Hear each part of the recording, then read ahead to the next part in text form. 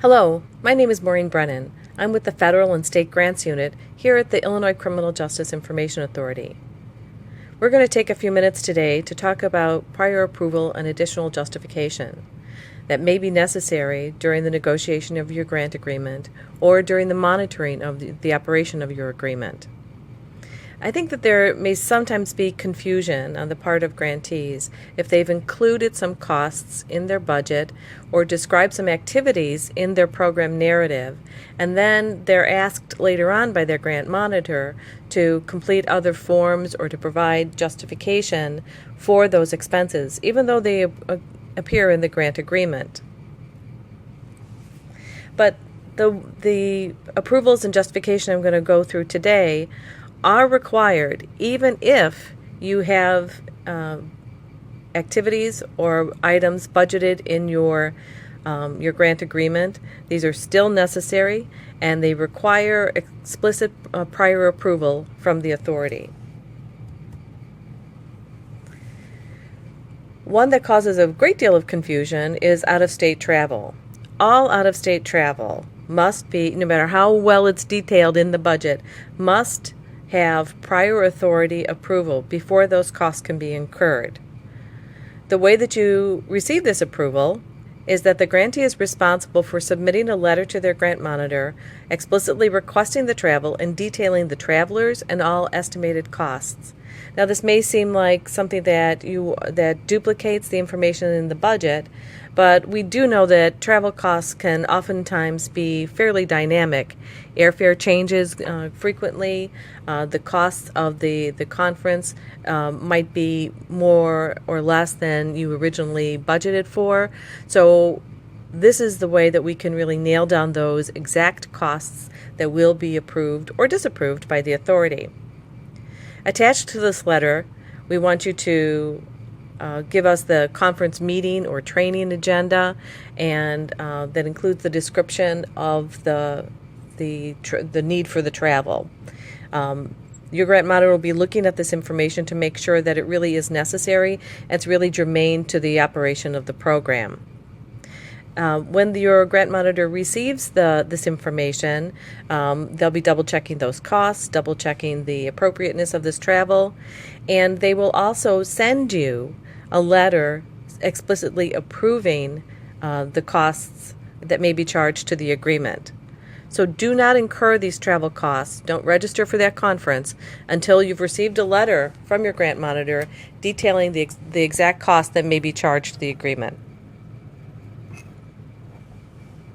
Subcontracts always need prior approval and additional justification if the value of those subcontracts exceeds $25,000. It's important to submit the draft subcontract before it's executed. So just send the draft to your grant monitor, and they will review it, and you will receive a letter explicitly approving that subcontract and that it may be charged to the agreement. So don't execute that subcontract until receiving that letter from your authority grant monitor. And after the subcontract is executed, be sure and send your grant monitor a copy of the executed subcontract. All sole source subcontracts, despite their value, must receive prior authority approval.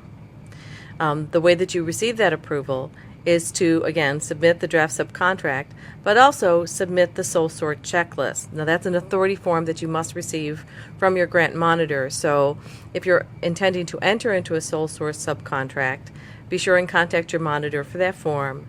Now, again, we don't want you to execute that subcontract until you receive a letter explicitly approving that subcontract. And we were going to ask you to submit a copy of the subcontract. But I want to talk just a second about sole source procurements.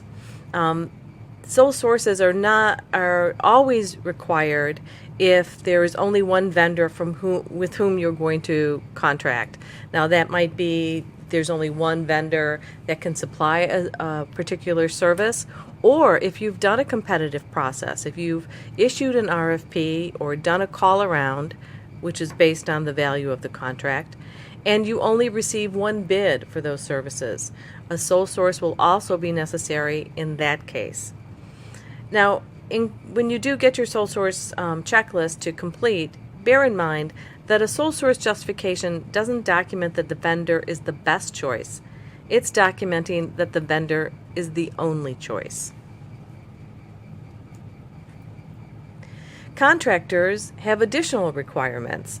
Again, your grant monitor will be able to supply you the required documentation for the contractor payment form and the contractor rate of pay and contractor compensation certification forms. Again, since these are going to be contractual expenses, don't execute the subcontract for those contractor services until receiving your letter from the authority. Any trainings or conferences have additional paperwork. So if you're doing a training, you will have to submit a completed training proposal. Again, that's a template that you'll receive from your grant monitor. And you'll also have to submit all of the required subcontract, any sole source documentation that's necessary, and contractor documentation that we detailed in the previous slides. But generally, overall, the reason for all of these additional justifications and the additional paperwork is that the rule to remember with grants is that all procurements must be conducted by the grantee in a manner to provide, to the maximum extent practical, open and free competition. We want to make sure that these grant dollars are used appropriately and that competition has been maximized. So there are a few extra steps that you'll have to take for contracts, for out-of-state travel, and for sole sources. But work with your grant monitor and they'll be your guide through this process. Thanks for joining us today.